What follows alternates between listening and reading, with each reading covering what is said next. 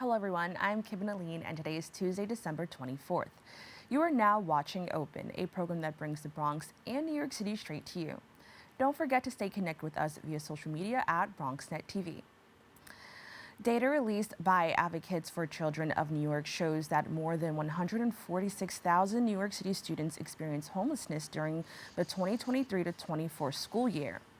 Of these students, 54% were doubled up or temporarily sharing the housing of others because of a loss of housing or economic hardship. And 41% spent time in New York City shelters. Joining me virtually to discuss these findings is the project director for Advocates for Children of New York, Jennifer Pringle. Jennifer, thank you so much for joining me. Thank you so much for having me. Now, I definitely want to talk about student homelessness, but first, can we just talk about or kind of express what it means for a student to be experiencing homelessness? Yeah.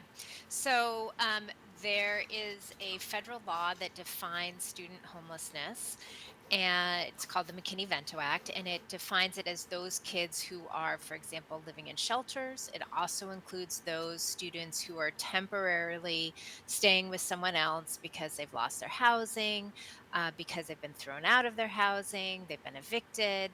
Um, and are temporarily staying with someone else until they can get their own permanent housing.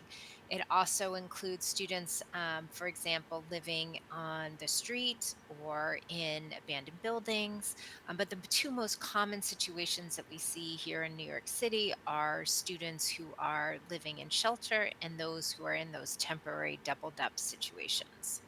Now, how has student homelessness changed over the past decade? It's a great question because I think there's a lot of attention right now on New York City shelters and the increase in homelessness. But unfortunately, family homelessness has been a long-standing issue in New York City. Last year was the ninth year that there were over 100,000 students in temporary housing. So this is not a new issue here in New York City. It is a stubbornly persistent issue for so many students and their families. Now, what are some factors that contribute to this finding? So, the data that we have, it comes from schools who identify students experiencing homelessness.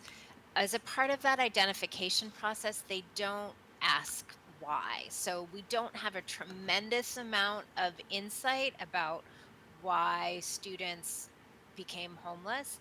But what we do know from data from the intake process, for example, for the shelter intake process, is that many families are seeking shelter because of, for example, fleeing domestic violence, because of overcrowded housing situations where families are forced to leave. Um, and, but we don't have, based on the data that we have right now, we don't know exactly why these particular students are experiencing homelessness. That said, we all well know that we have housing affordability crisis in the city. And clearly, access to affordable housing, or I should say, the lack of access to affordable housing is contributing to these numbers.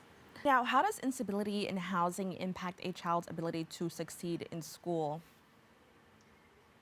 So in New York City, about 40% of kids are placed in shelter in a different borough from where they go to school.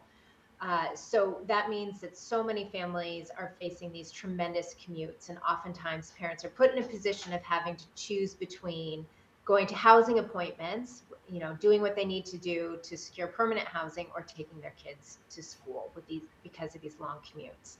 And no family should be put in the position of choosing between permanent housing and attending to their child's education. You know, as a result of these long commutes, many kids in temporary housing miss school. And so, one of the things that the city can do is make sure that they're placing families in shelter closer to their children's school. For those families who are placed, far away, also to another issue is that they oftentimes transfer schools. And what we know is that kids who frequently transfer schools have a harder time keeping up with what's going on in the classroom. The school transfer rate for kids in shelter is almost 4 times higher than that for permanently housed students. So if we want to stabilize kids' education, make sure they're regularly going to school, one of the things the city can do is really look at those shelter placements and make sure that they're placing families close to where kids go to school. Now, what impact is this having on children socially and maybe their development on how they make friends or connect with other children? Yeah, that's such a great point because so much of school is about those social connections and so much about kids thriving in school, thriving academically has to do with those social connections. So you can just imagine what it's like for a young person who is in temporary housing. This is the third school they've gone to. They may be really reluctant to open themselves up to their peers to try to develop friendships because they know they may be fearful this is only going to be temporary for them until they move again. So really increasing school stability so that kids can stay connected to their peers, stay connected to their teachers is so important. And we see that across the research. Kids who have those types of connections to their peers, their teachers, other staff in the school do better in school. They get better grades. They're less likely to be retained, held back. They're more likely to graduate. So we should be doing all that we can to make sure that kids can have that stable connection. So even though things may be really chaotic outside of school, at least in school, kids can have that stability. Now, I understand there's something called the Foundation Aid Formula. Can you tell me a little bit more about that and what are some of the challenges that arise with this? I understand it hasn't been updated in 15 years. Can you tell me more? Yeah. So this is the foundation aid is the main source of funding from the state to school districts. And it's a complicated formula that, our state legislature sets. And the, rules that they use to determine that amount haven't been changed in 15 years. Well, a lot has changed in 15 years including a significant increase in family homelessness, especially here in New York City. Um, and given that the challenges that we see for many students in temporary housing, as I've mentioned, we strongly think that the state should be including what we call a weight, like an additional funding for districts who are serving students in temporary housing so that they can make sure that they get those targeted supports for students in temporary housing so that they can thrive in school. Now, how do staffing shortages in NYC schools exacerbate the difficulties faced by homeless students, and what solutions could address these gaps? Yeah, so New York City has a students in temporary housing team that is, as you can tell by its name, is focused on supporting students in temporary housing. But there hasn't been a director for that program in over a year. And there are dozens of vacancies within that program, which means that some shelters don't have someone who they can turn to on a regular basis to help with enrollment, to help troubleshoot these transportation issues, to make sure families know what their kids' educational rights are and what kind of options are available to them. So it's so critical that the New York City Public Schools fill those positions as quickly as possible so that families right now who are experiencing homelessness get the kind of support that they need so that their kids can be successful in school. And kind of piggybacking off of that, why is it critical for the city to prioritize education as a way to break the cycle of homelessness? Yeah, that's a great question. So many people don't realize that the number one factor that can help kids today not experience homelessness as adults is education. Kids today who don't get a high school diploma are 4.5 times more likely to experience homelessness as an adult. 4.5 times more likely. So if we want to prevent our young people today, our children and youth who are in shelter today from ever experiencing homelessness again as an adult, we need to concentrate on their education, make sure that they get the services and supports that they need to be successful so that they graduate, pursue whatever they want to after graduation, and become thriving adults. Now, what can our elected leaders and policymakers do to ensure that this, challenge that so many children in our city are facing is being addressed? So it's really making it a priority across all the different initiatives. Listen, there's no one solution to supporting students in temporary housing to address all the different things that we've talked about.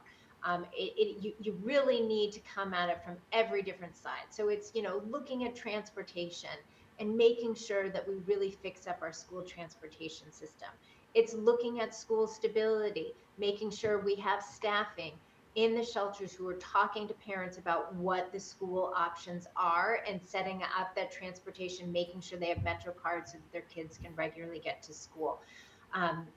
Making sure that the shelter system is placing families, is improving the way that they place families so that families don't have to deal with these incredibly long commutes. It's looking at, foundation aid, making sure schools are getting enough funding so that they can provide that additional support, that academic support for students. Helping them out with emergency needs that so many families in temporary housing may have. But without funding, schools have their hands tied. So it's of coming at it from all these different angles and making sure it's really a priority that 1 in 8 students in our public schools are experiencing homelessness. 1 in 8. That's just unconscionably high, and we need to make sure our young people get these supports so that they never experience homelessness again. And quickly, can you just tell us a little bit more about your organization and where people can learn more about this? Yes, so Advocates for Children of New York, our website, advocatesforchildren.org.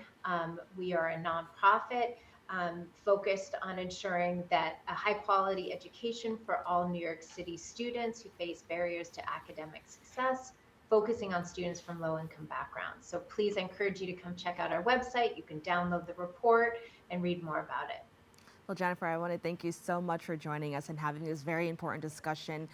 There's so many things happening in our city, and I think our most vulnerable New Yorkers, which are children, should definitely be highlighted. And we should definitely talk about the challenges they face along with their families. So, with that, I want to thank you again for joining us and having this discussion. Thanks so much for having me. Take care. Bye. Bye. To find out more about Advocates for Children, please go to their website, which you can find on your screen below. Don't go away. We'll be back with more Open after this.